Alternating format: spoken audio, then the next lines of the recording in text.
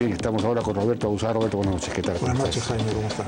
Bueno, esta declaración de ayer o antes de ayer del presidente Humala, criticada, en fin, el tema de la crisis internacional que nos ha llegado, esto tiene un efecto, ¿ha sido mala esta declaración o por lo menos la manera como ha sido presentada? El presidente hoy día explicaba un poco qué fue lo que quiso decir.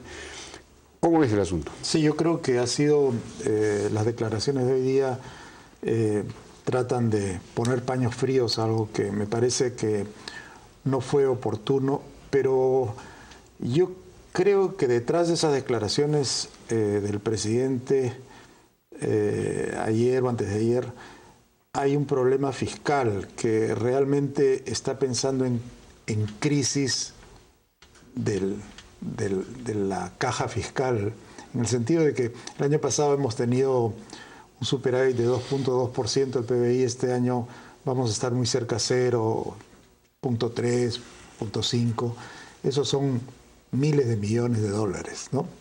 Entonces, y por otra parte se enfrenta a población manipulada por el lobby antiminero, que le dice, el Estado me está mandando menos plata, ¿no? Y eso es cierto. Y eso tiene que ver con... Bueno, pero esos que protestan contra la caída del canon, indirectamente están protestando a favor de la minería. Lo que quieren es más minería para que haya más canon. Bueno, no son antimineros. No, los antimineros no han dicho nada sobre esto. No, uno podría haber aprovechado, digamos, yo que el presidente hubiera aprovechado esto para desprestigiar al lobby antiminero, ¿no? Justamente. Coincido con lo que dices. Pero, mira, hay un tema... o sea que sí tenía razón el presidente en advertir acerca de la crisis porque nos está afectando fiscalmente, ¿eso es lo que quieres decir? Nos está afectando fiscalmente, pero el Perú pues tiene superávit, no tiene déficit. Claro. El Perú no tiene deuda prácticamente. La deuda es 20% del Producto Nacional Bruto y tiene guardado 14%. O sea, tenemos una deuda de 5 o 6%, una deuda neta casi inexistente. Entonces, lo que está sucediendo, por ejemplo, en las regiones, que se han acostumbrado a sencillamente transferencias y a no producir ninguna inversión por sí mismas o recaudar impuestos, lo que sucede es lo siguiente: el cobre bajó el año pasado, no bajó este año, y están recibiendo la mitad del impuesto a la renta de las utilidades del año pasado, ¿no? Claro. Vamos a ver qué pasa ahora en Cajamarca, porque el oro ha bajado este año y por lo tanto el próximo año el norte es quien va a estar en problemas. A mí me preocupa cuando tú ves crisis, oyes la palabra crisis y un país está creciendo a 5%, uno se ríe, ¿no? 5% es... Sí, pues. Claro, deberíamos crecer mucho más y podemos hablar de cómo hacerlo, pero hablar de crisis no es conducente porque creo que, mira, te consta un poco que yo vengo un poco repetitivamente con el tema de la confianza y no es algo etéreo. La confianza está muy ligada al crecimiento y a la inversión, ¿no? Si hablamos de crisis, el cobre está a 3.30. Eso es alto en relación a términos históricos. Así es, ¿no? El plomo está al mismo precio. El oro ha caído, pero está a 1.350, 1.370. El costo de producción en el Perú es $700. Si le agregamos el costo variable, digamos, poner una nueva mina puede ser que cueste $1.000, pero igual, menos de 1.350. No. Lo mismo con la plata. Entonces... Pero el cobre, ¿cuánto ha caído respecto al año pasado? Nada. No, sí ha caído. Bueno, ha caído marginalmente. Pero el problema es que el año pasado ha caído fuertemente. Perdón, el año pasado, ¿cuánto cayó en relación al anterior? Llegó a 4... ¿no? Y está en 3.30. Ha caído 30% más o menos. No, 10%, ¿no? 10%. ¿No? Entonces sí. no es una caída, pues, no es una caída espectacular.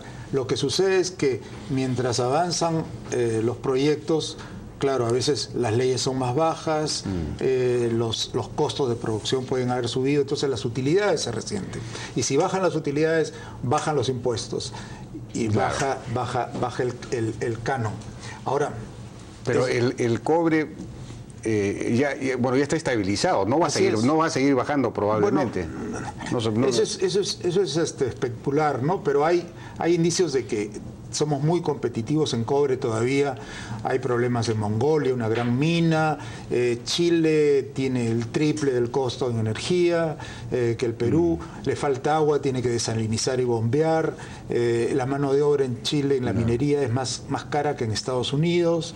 Entonces, en realidad tenemos unas grandes oportunidades ahora para aumentar volumen, claro, que es lo que se debería hacer. Pero nuevamente la confianza. Mira, en 1936 Keynes publicó su famoso libro sobre el empleo, la tasa de interés y el dinero, ¿no? Y habló de algo que él llamó los espíritus animales. Que se ha venido transformando básicamente en el concepto de confianza.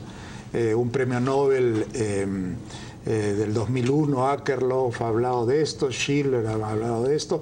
O sea, no es un tema que pasó y lo mencionó nada más un gran economista en el pasado. Mira lo que dijo Keynes, te voy a leer 4 líneas. Dijo: más allá de la inestabilidad que causa la especulación, existe la inestabilidad creada por la propia naturaleza humana, en el sentido de que gran parte de nuestras actividades positivas dependen de un optimismo espontáneo y no de expectativas matemáticas respecto a temas morales, hedonistas o económicos. Entonces, y sigue, ¿no? Entonces, es importante cuando uno tiene la solidez a la que se refiere el presidente Humala, fortalecer esta confianza. Claro, si uno se pone triunfalista, ¿no? En Argentina, nadie le va a hacer caso a la señora claro, Kirchner, porque sabe que no tiene dólares, etcétera. Ahora, aquí es particularmente importante porque nosotros estamos acostumbrados a oír a los políticos mentir y decir que estamos muy bien, claro, ¿no? Cuando en realidad las cosas no están bien. Aquí ha sucedido una cosa... Bueno, que de repente entonces lo que ha dicho el presidente resulta positivo, porque todo el mundo, hasta Standard & Poor's, han reaccionado diciéndole: señor, no es verdad, el país no es vulnerable a estas alturas a las crisis internacionales. Eso es lo que ha dicho Standard & Poor's. Así es. Bueno, pero hablando entonces, ya citando a Keynes, ¿cuáles son no las cosas irracionales o el optimismo, digamos, iluso, sino los números exactos? El tema fiscal. Este año terminaríamos casi... Vamos a terminar con medio punto del PIB. Medio punto de PIB es 2.500 millones de soles. ¿Y el próximo año? Vamos a entrar en déficit. ¿En déficit? Sí. Pero un déficit pequeño. Muy pequeño. Pero lo que está sucediendo es que la recaudación, a pesar de la caída de los precios del oro, por ejemplo, y de la plata este año, que están afectando, la recaudación ha subido ligeramente el primer semestre. El problema es que ha subido 2%, claro, y los gastos han subido 12%, ¿no? Y se espera que el impacto del gasto sea mayor porque se viene un ciclo político, primero claro, el de los gobiernos regionales y locales, y después, naturalmente, el 2016. Entonces, la perspectiva es que el déficit va a seguir subiendo, pero un déficit de 1, 2% en un país que no tiene deuda y que tiene 14% del Producto Nacional Bruto ahorrado, no es pues Bueno, ese 14%, es decir, ¿cuáles son las reservas fiscales que tiene el Perú? No las reservas externas, sino las reservas fiscales, esta plata que no se ha ido gastando, en fin, que hemos ido acumulando y que se puede usar para políticas contracíclicas, ¿no es cierto? Por es decir, que ya se están usando en esa línea. Así es, por eso ¿Para cuántos años tenemos o cuántos meses de políticas contracíclicas con esa reserva fiscal? Bueno, sería bien aventurado decir vamos a gastarnos todas las balas, ¿no? Justamente esas reservas fiscales son producto de los superávit, claro, que hemos logrado gracias a los precios excepcionalmente, anormalmente altos que hemos tenido. Entonces, digamos que hoy día queremos aumentar el crecimiento, sí, ¿no? Tenemos problemas que ya hemos discutido hasta las náuseas, con el problema de que están entrampados muchos proyectos, sí. No se hacen asociaciones público y privadas. Hay un excelente equipo en el Ministerio de Economía, liderado por Alonso Seguro, un excelente economista, pero uno quisiera, como está la burocracia hoy día en el Perú, donde nadie toma decisiones, donde con mucha razón muchas veces los funcionarios están atemorizados, ¿no? Por tomar decisiones, yo pondría a Alonso Seguro al lado del presidente, ¿no? Mudaría a todo ese equipo a Palacio para que verdaderamente sea el presidente quien esté liderando el desentrampamiento de esta inversión. Te pongo un número muy sencillo. Con $200 millones al año, por 4 años, sería una doble pista completa de Tumbes a Tacna. Nada más, ¿no? ¿Qué? Lo que ¿De qué me estás hablando? No. Bueno, es que normalmente es autofinanciada, pero si quieres apurarla y terminarla, lo único que necesitas es $200 millones por año cada año, ¿no? 4 o 5 años máximo. Entonces, hay posibilidades de hacer política contracíclica.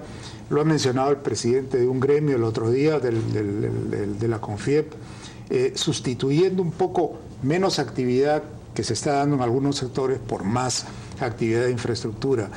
Pero lo importante hoy día sería confianza, avivar esos espíritus animales. Una cosa que, digamos, sería extraordinaria si el presidente liderara, por ejemplo, que un proyecto como Quellaveco, que está en duda, y es muy importante para el sur del Perú, se lleve a cabo. Son 3.500 millones. Eso depende de la empresa que no quiere invertir. Bueno, está preocupada la empresa porque sencillamente ha cambiado su cuadro directivo.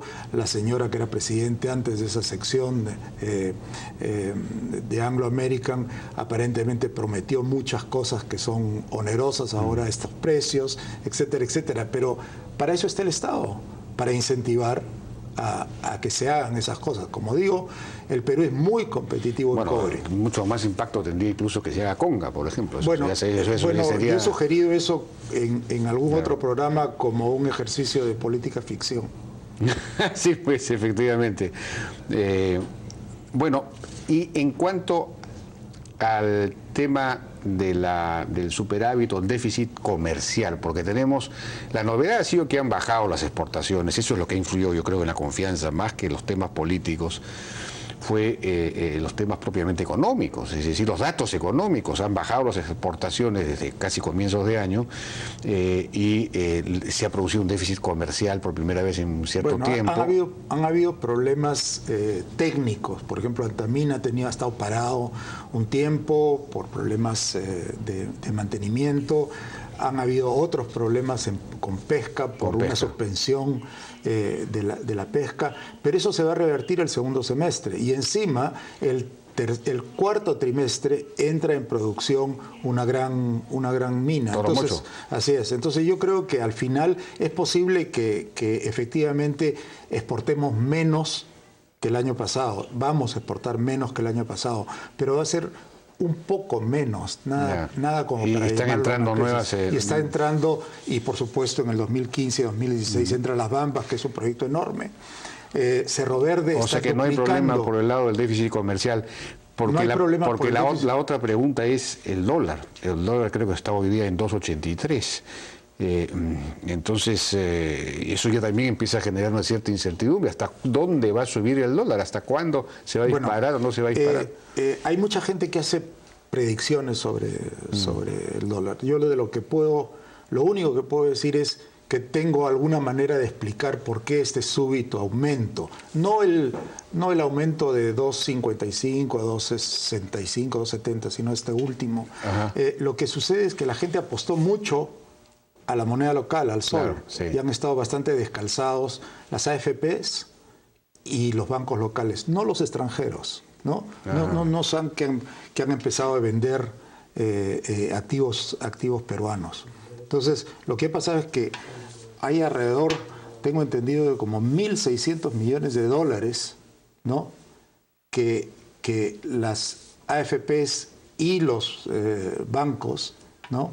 han estado comprando para deshacer esa apuesta anterior al sol. O sea, ¿no? que es una cosa temporal. Bueno, esta subida sería un efecto de eso. Yo no estoy haciendo una predicción, pero me parece que predicciones, por ejemplo, como los que he escuchado, que el dólar va a estar a 3.10, sí, eso me parece que son exageradas e innecesarias, ¿no? También escuchamos... Sobre todo si es que vamos a incrementar nuestras exportaciones. Fuertemente. Entonces, claro, ya la presión al dólar... Mira, la producción de cobre hacia el 2016 se va a duplicar en el Perú. Duplicar. Sí, pues. ¿No? O sea, con los proyectos que están en construcción, no estamos hablando de conflictos sociales, claro. Nada, podríamos hacer mucho más. Pero las Bambas saldrá finalmente, bueno, ya se supone que ha salido, pero como hay este cambio de propiedad... No, pero el cambio de propiedad no van a ser tan ilusos como demorar la entrada de producción que cuesta centenas de millones de dólares hacerlo, ¿no? Claro. Sí, pues tienen que avanzar. Así es. Y lo que es muy importante, y yo diría, aquí hay una oportunidad muy grande que el Perú está desaprovechando, es apurar el tema de infraestructura, porque se necesita y porque contribuye también claro. al tema del crecimiento económico. Pero 5%, que es el piso, hay gente que habla de 5.3, 5.5, 5% no es crisis aquí ni en ninguna parte del China. mundo. Efectivamente. Roberto Abusada, muchísimas gracias.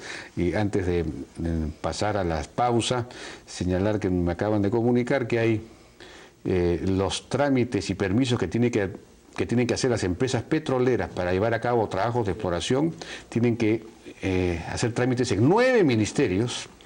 Y además tienen que sacar 34 permisos, digamos 34 permisos, incluyendo los permisos municipales. Imagínense. Entonces, por eso es que se demoran tanto las cosas. Muchas gracias, Roberto. Gracias a usted, Jaime. Vamos a una pausa y regresamos ahora con una mesa interesante con César Azabache, Ricardo Valdés y el general Gustavo Carrión sobre seguridad ciudadana, el gran tema, por supuesto, del momento.